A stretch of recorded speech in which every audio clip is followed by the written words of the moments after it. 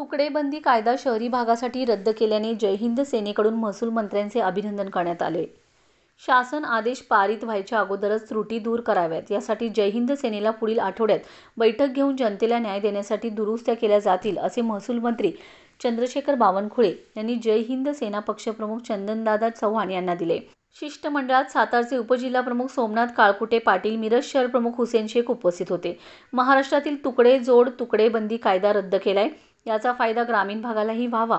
1 जानेवारी 2025 पर्यंत कालमर्यादासाठी याबाबत शासन आदेश पारित करत असताना जनतेमध्ये खरेदी दस्तऐवजी होताना दुय्यम निबंधक यांना नोंदणी व मुद्रांक अधिनियम 1908 चे कलम 18 मध्ये एकनाथ शिंदे साहेब यांच्या मुख्यमंत्री कार्यकाळात यामध्ये पोटदुरुस्ती करण्यात आली। त्यामध्ये पोटदुरुस्ती कलम 18 अ समाविष्ट करण्यात आले। 1 ते 10 गुंठेपर्यंत खरेदी करताना त्यामध्ये पोटदुरुस्ती झाल्याने नागरिकांना दुय्यम निबंधक खरेदी दस्त करून देणार नाहीत। त्यासाठी शासन आदेश पारित करताना या पोटदुरुस्तीचा अडसर दूर करावा, तसेच त्यामध्ये त्यांच्या मिळकती कायदेशीर व्हाव्यात यासाठी अटी शर्ती घालण्यात याव्यात, तरच गुंठेवारी धारकाने याचा लाभ घेता येईल अशी तरतूद करण्यात यावी। आपल्या राज्यात अर्ध्या गुंठ्यापासून ते 10 गुंठ्यापर्यंत यापूर्वी करारपत्र, साठेखत, मुखत्यारपत्र आदी नागरिकांनी करून ठेवलेले आहेत। असे लोक त्यांची खरेदी व्हावी अपेक्षित आहेत, अशी मागणी करण्यात आली। मी चंदनदादा चव्हाण, पक्षप्रमुख जय हिंद सेना महाराष्ट्र राज्य, या राज्याचे महसूल विभागाचे महसूल मंत्री सन्माननीय चंद्रशेखर बावनकुळे साहेब यांची आज जय हिंद सेना पक्षानं अधिकृतरित्या भेट घेतली। त्यामध्ये तुकडे जोड तुकडेबंदीचा कायदा शहरी भागासाठी शिथिल केला। त्याबद्दल जय हिंद सेनेकडून त्यांचं शाल श्रीफळ देऊन त्यांचं स्वागत करण्यात आलं। त्यानंतर या तुकडे जोड तुकडेबंदी कायदा हा याच्या संदर्भामध्ये ग्रामीण भागातल्या सुद्धा नागरिकांना त्याचा लाभ मिळाला पाहिजे, अशा पद्धतीची एक मागणी।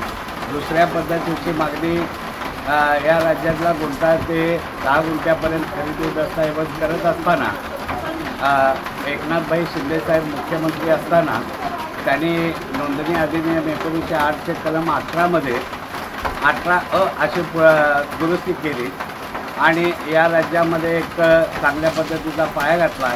त्याच्यामध्ये सरकारी मोजणी झाली पाहिजे, त्याचा लेआउट झाला पाहिजे आणि अशा सरकारी मोजणी करून भूमी अभिलेखमार्फत मिळवलेल्या नकाशामार्फत, त्या नकाशा असेल तर त्याची खरेदी दस्तऐवज केली जाणार, अन्यथा नाही केली जाणार, अशा पद्धतीचं ते 18 अ कलम दुरुस्ती आहे।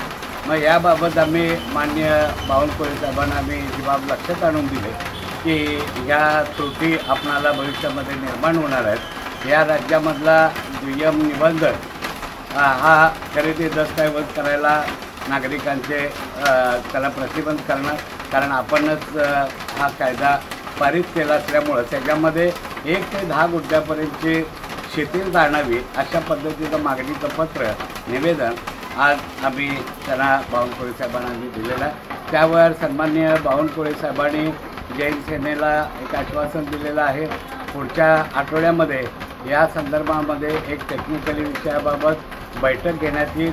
त्याच्यामध्ये त्याच्यावरती चर्चा करून आल्यानंतर मग शासन आदेश पारित केला जाईल, अशा पद्धतीचं आश्वासन सन्माननीय बावनकुळे साहेबांनी आम्हाला दिलेलं आहे। जय हिंद, जय महाराष्ट्र।